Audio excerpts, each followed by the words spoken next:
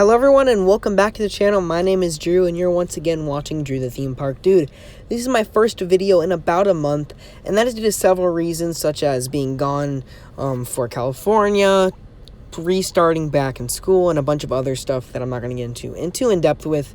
But I just want to let you all know that I am back, and this will be my first of many videos that are coming within the next few weeks, all about my trip to California, Halloween Horror Nights coming up, and Ratatouille previews, and just a bunch more stuff that I will be talking about in the future videos. But this video is going to be talking all about Disneyland Resort and my personal opinions off of the entire resort as a whole.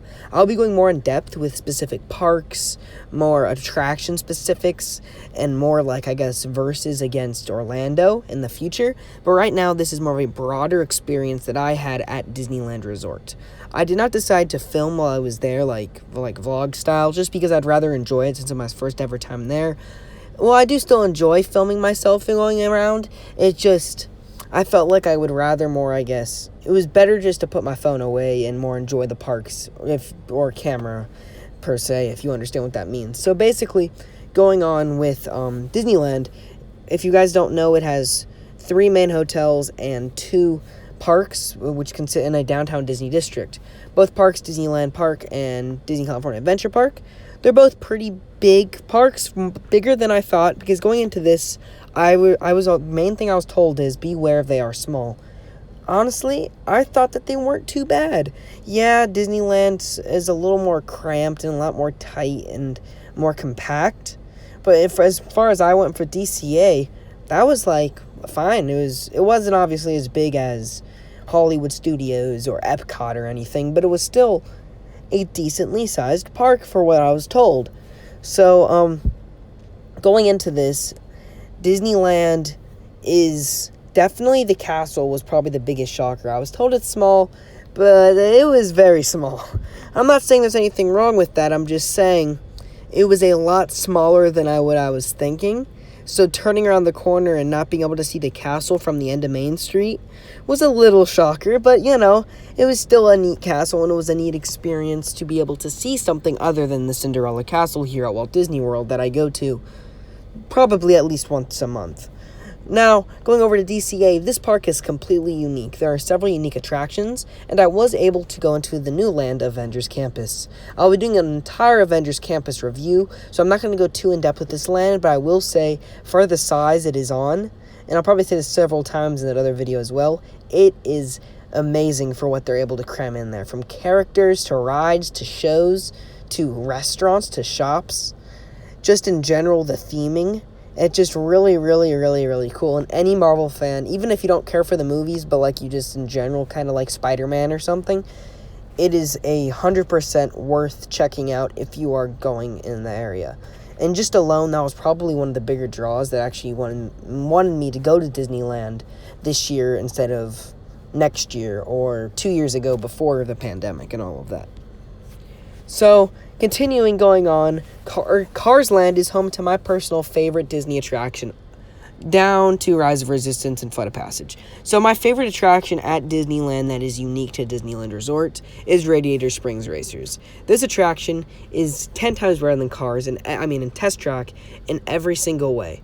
From more outdoor parts, to the racing feature, to the dark ride elements with actual amazing audio animatronics, just to the lighting, the effects, the actual competitiveness and re-rideability of this attraction, because there's actually 2 different tracks, and you can either go on the Ramon side or go on the Luigi side. I was able to ride this ride twice while I was there, and I got lucky and was able to ride on both different tracks. So I was able to see both Luigi's Pit Stop and Ramon's, where they spray paint your car. So that was really cool. They aren't spray paint, obviously, but it's still really, really neat to see that. And going on around DCA, Pixar Pier is another great attraction, which I got several new roller coaster credits, including the Incredicoaster, which is a great ride. It is very, very fast and an intense Disney coaster. I'd say it's probably the most intense Disney coaster I've been on, just because it is the only Disney coaster in the United States, at least, that has a vertical loop. The one at Rock and Roller Coaster at Walt Disney World does not have a vertical loop. So this is the only Disney coaster, I believe, actually, out of all the Disney parks, to have a complete loop, which is just like a traditional roller coaster loop. It's the only one to actually have that. And overall, even though it got a little rough, the two little darker-eyed scenes in the beginning and one at the end were neat to see. The trains are really well designed, the audio, and right before you launched, the character Mr. Incredible came down onto this pier overlook and set the train off, kind of. So it was really neat to do that. See that as well. Going around Grizzly Peak, that attraction was a little bit underwhelming, but it was still a really fun, neat attraction. Soaring over California was really cool, but it's very similar to Soaring, except for the little Disneyland ending. The Monsters, Inc. dark ride, I will say, was probably the best Disney classic dark ride at Disneyland Resort. I actually really love that attraction because I'm a big fan of the movie. I was a very big part of my younger days. It was a great attraction, and I'm hoping we get something like that here in the United States. I mean, here in Walt Disney World, even though we do have Monsters, Inc. Laugh Floor, though. So, that's something that it'd be hard to say which one's better. But, that kind of wraps up Disneyland California Adventure for you.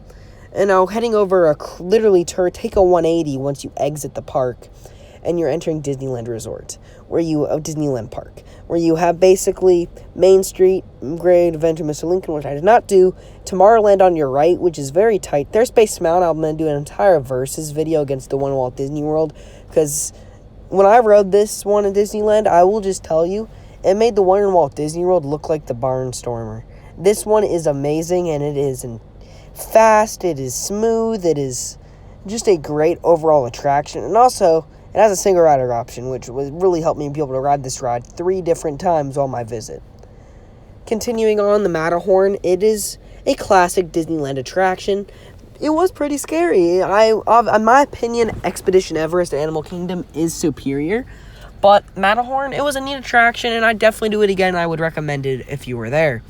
Now, even going further on around the park, Fantasyland, we have several classic dark rides. I rode every single one of them, with Mr. Toad probably being my favorite just because it was one of my favorites while I was here in Walt Disney World.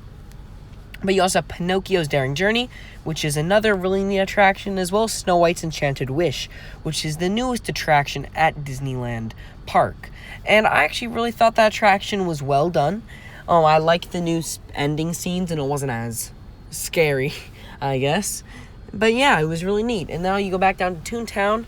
I rode Roger Rabbit's Cartoon Spin, got the credit on Gadget Go Coaster. Roger Rabbit's Cartoon Spin, it was a neat little dark ride where you got to spin yourself. I did wait about 45 minutes for it, which I probably wouldn't do again, but it was a neat attraction that I'd recommend doing if it has a 15-20 minute wait at the most. Small World, theirs is superior. I really like the Disney characters, how they put them in there, and how there's an outdoor section. Continuing around, how you have Big Thunder Mountain. Their Big Thunder Mountain is also a lot superior, I would say, due to the projection and the final scene, and also being a ton smoother. You have Haunted Mansion, Pirates of the Caribbean. Their Pirates, I really enjoyed because it had 2 different drops.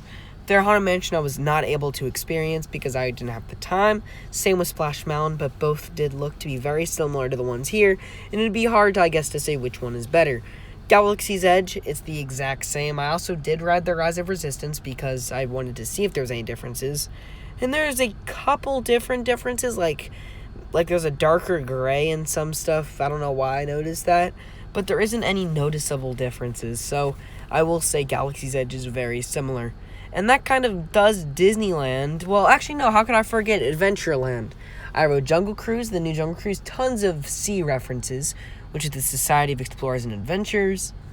And basically, not really much like the movie, but there was the new scenes that they did add in replacing Trader Sam's animatronic. Both of those I felt like really were good replacements. The Indiana Jones Adventure. This attraction is amazing. It is superior to Dinosaur. I was only able to ride this ride once on my visit, but I will tell you right now, this attraction is amazing.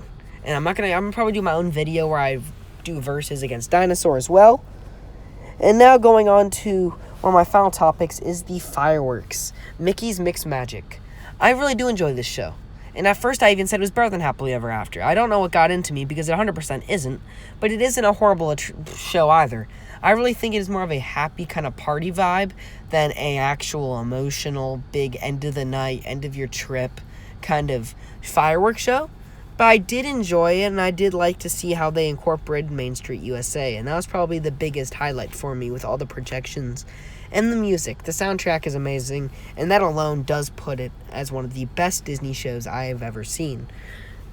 And that kind of concludes Disneyland Park and California Adventure. Downtown Disney District, pretty small, but has your key main stores like Lego and all that. The hotels, I only stayed at Paradise Pier Hotel, which I thought it was a very, very, very, very neat hotel, but didn't feel as Disney as the Disneyland Hotel, which I've seen videos of, but I was unable to go into. I did, though, cut through the Grand California, and that does look like a great hotel, and I will try my best to stay there on my next visit. So if you want to see that, turn on notifications, because I will be heading back to Disneyland. Don't know how soon.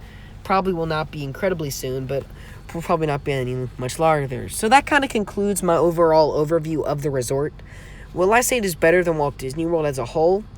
You can't really do that. Is it more Disney than Walt Disney World? I felt it is truly the happiest place on Earth, if you had to give the title to one of the two resorts. That's what I'm going to give it. It is a great resort. Disneyland Park is superior to Magic Kingdom in my opinion, but as a resort, Walt Disney World is just massive.